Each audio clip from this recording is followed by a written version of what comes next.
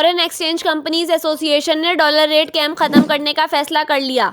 Dollar की कीमत फरोख्त 255 रुपये और कीमत खरीद 253 रुपये मुकर्रर कर दी गई।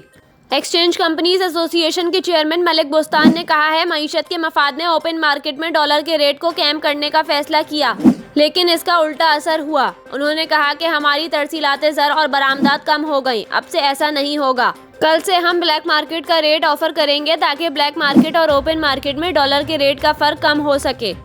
इनका कहना था कि इस सिलसिले में बाज़ाब्ता तरीक़ाकार स्टेट बैंक के साथ आज इजलास में तय होगा।